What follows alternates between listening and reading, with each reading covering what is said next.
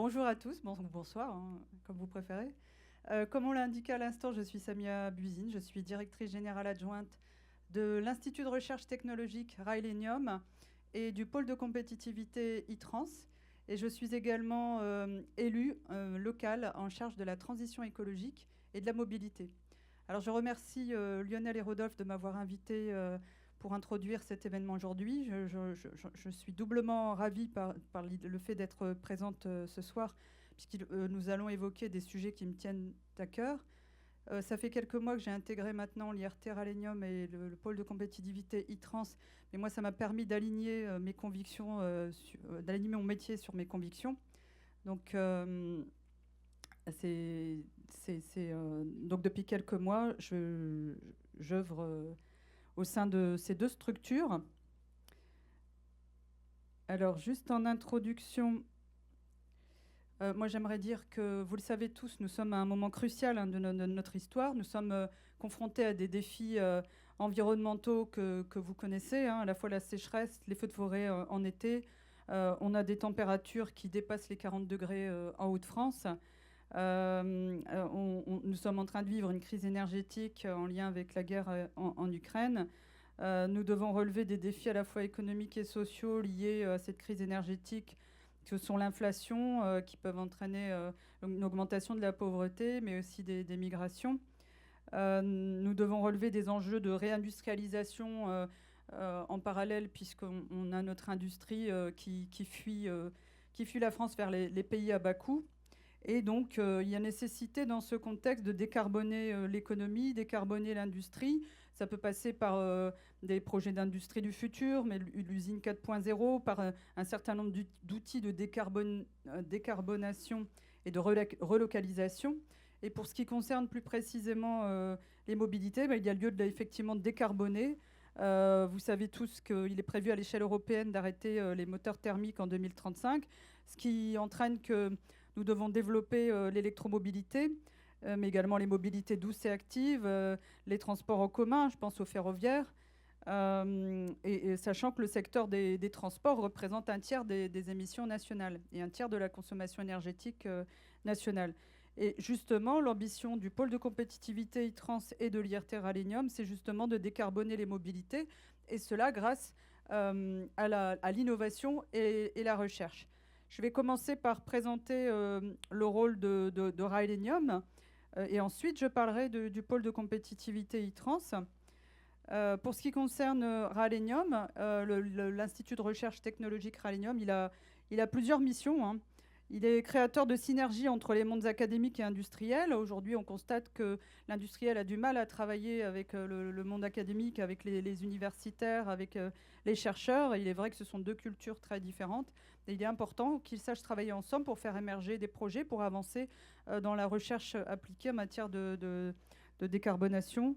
Nous sommes également co-animateurs de la politique de recherche et développement de la filière ferroviaire. Nous sommes l'outil de la filière, nous sommes au service de la filière ferroviaire. Il existe ce qu'on appelle le CORIFER, qui est donc un comité d'orientation de la recherche et de l'innovation de la filière ferroviaire. C'est une instance qui facilite le dialogue justement entre la filière industrielle et l'État, et qui permet de faire émerger des projets, notamment des projets dans le domaine du ferroviaire, en vue de décarboner les transports. Nous sommes donc cofinanceurs de projets collaboratifs, et nous avons également une centaine de chercheurs qui œuvrent autour de différents projets tels que le train autonome, le train léger innovant, j'en parlerai après. Et le financement est en fait du projet d'investissement d'avenir qui provient de l'État dans le cadre de France 2030. Donc voilà, nous sommes au cœur des défis sociétaux, comme je l'ai expliqué, et nous sommes un outil pour la filière ferroviaire en vue de développer la recherche et l'innovation pour décarboner les transports. Alors, voici quelques chiffres clés. Donc, nous avons en cours 70 projets nous avons depuis 10 ans porté 70 projets de mobilité décarbonée. Nous existons depuis 2012. Nous travaillons avec 140 partenaires. Nous avons fait réaliser 32 thèses, plus de 200 publications. Nous avons un portefeuille d'activité de 36 millions d'euros. Avec ITRANS, nous sommes à plus de 100 employés et nous sommes situés sur 3 sites. Le site principal qui se situe près de Valenciennes. On a un site à Villeneuve-d'Ascq et un autre à Saint-Denis.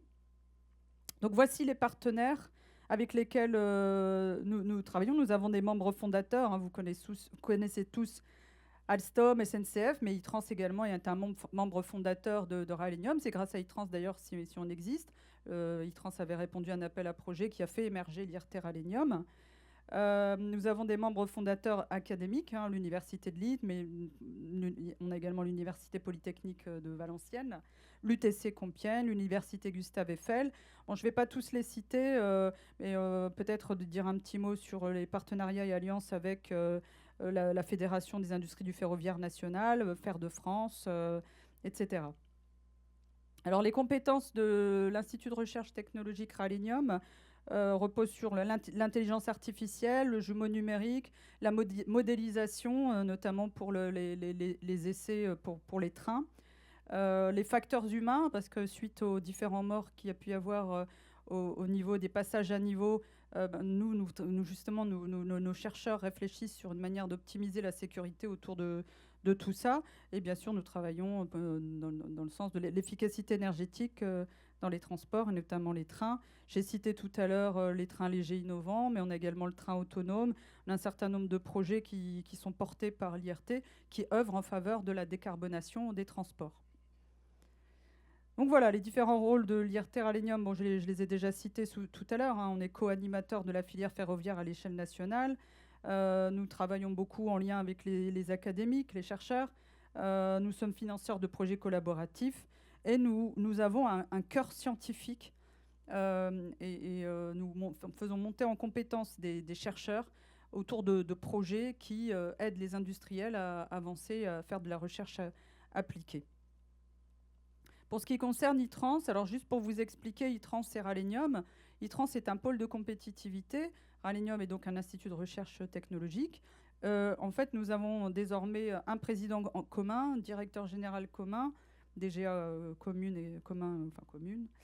Et en fait, l'ensemble des fonctions support sont mutualisées. Alors, les deux instances n'ont pas pu être fusionnées, puisque ITRANS, en fait, est une association loi 1901 et Ralenium est une fondation de coopération scientifique. Donc, Ralenium porte des projets collaboratifs tels que le train autonome, autour desquels les chercheurs, des chefs de projet, des ingénieurs, les industriels travaillent et œuvrent ensemble, en lien avec les académiques.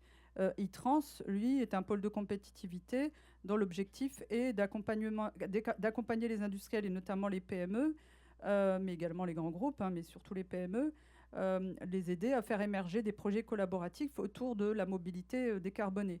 Le pôle de compétitivité ITRANS, en fait, est un pôle de compétitivité qui œuvre en faveur des transports guidés. Les transports guidés, alors c'est un pôle de compétitivité international, hein. Les transports guidés, dans les transports guidés, vous avez le ferroviaire, vous avez les tramways, le métro, mais également les téléphériques. Et nous accompagnons également des industriels de l'automobile, donc sur les sujets d'automobile notamment électriques, des batteries électriques, mais on réfléchit également en lien avec certains autres pôles de compétitivité sur le recyclage de ces batteries également.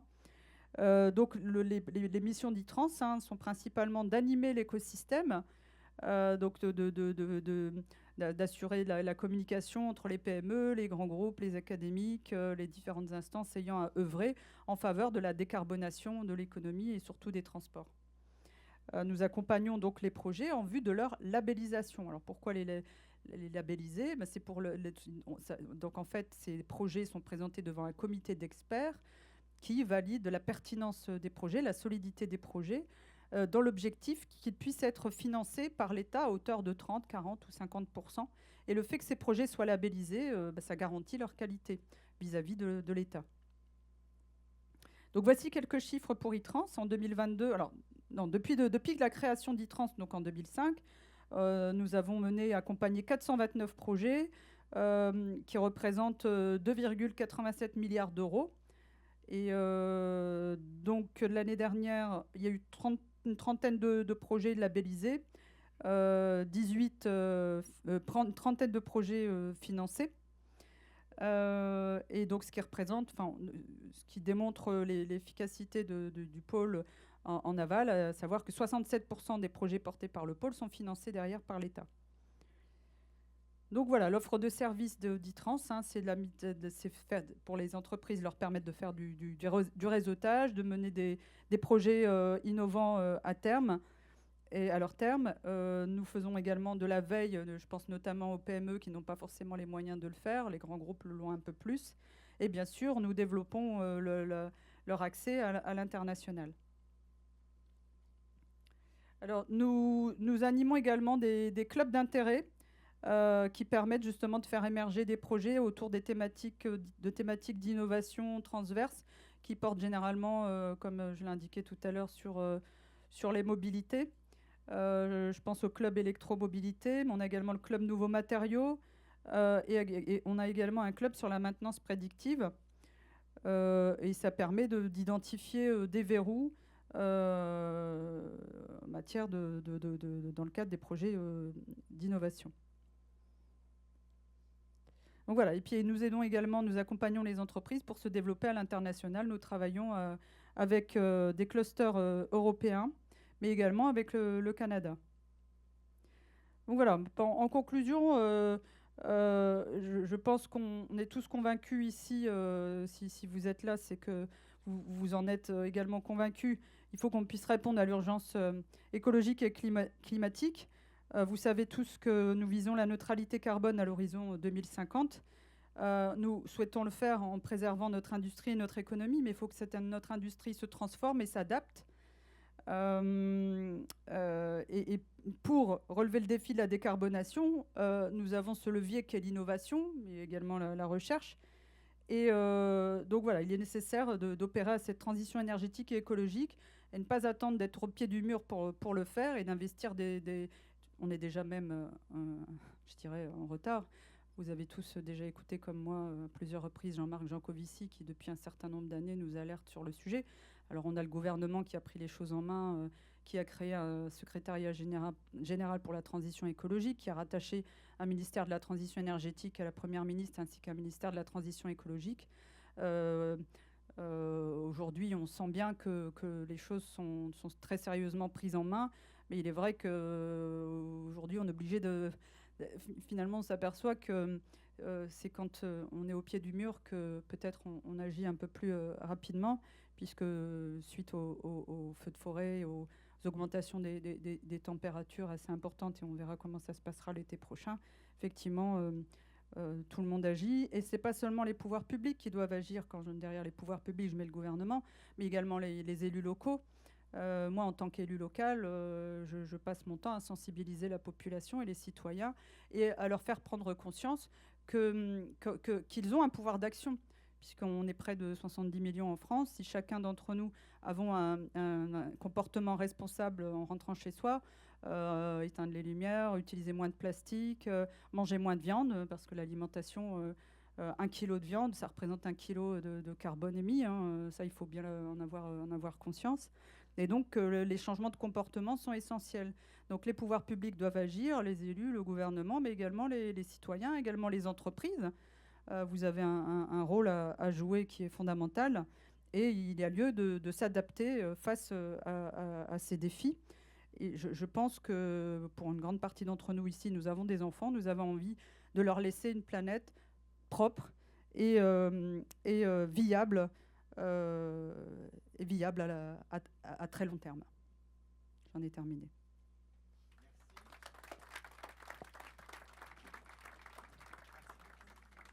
Merci pour cette intervention. Si vous avez des questions à poser à Madame Buzine, n'hésitez pas à aller la voir. Alors on peut en prendre peut-être une rapide, et après vous pourrez aller la voir en tout cas pendant la pause qui aura lieu dans une petite heure ou pendant le cocktail dînatoire à ce moment-là. Voilà, donc c'est une petite question simple concernant la transition écologique et énergétique. J'apprends avec beaucoup de plaisir. Donc la création de ces systèmes depuis 2012. Il y a un problème au niveau Nord-Haute-France, que ce soit autour de Xavier Bertrand ou les autres, et le politique, c'est la problématique bas carbone concernant le transport. C'est-à-dire comment on va valoriser dans les 10 ans à venir tous les avions qui seront construits par des composites, les trains, les voitures, ainsi de suite. Moi, j'ai une idée globale, je peux la présenter tout à l'heure, avec SNCF, ainsi de suite, avec bien sûr les hommes politiques. Comment on pourra... moi, je suis IMT L'Île Douai, je suis professeur au Canada et je suis aussi donc vice-président chargé de l'économie circulaire donc, là, au CD2E. Donc, voilà. Et je présente aussi l'IMT national, les 15 écoles des mines. Je suis chargé je dirais, de coordonner toute la problématique économie circulaire de toute la France, les écoles IMT Télécom, ainsi de suite. Voilà un peu. Donc, c'est un projet qui nous intéresse parce que SNCF, le transport, la valorisation est quelque chose qui peut intéresser, donc, je dirais, énormément, surtout les 3 personnes de la région que tout le monde connaît, c'est M. Motte et disons donc Deschamps et le reste. Merci. Parfait, merci. Merci beaucoup.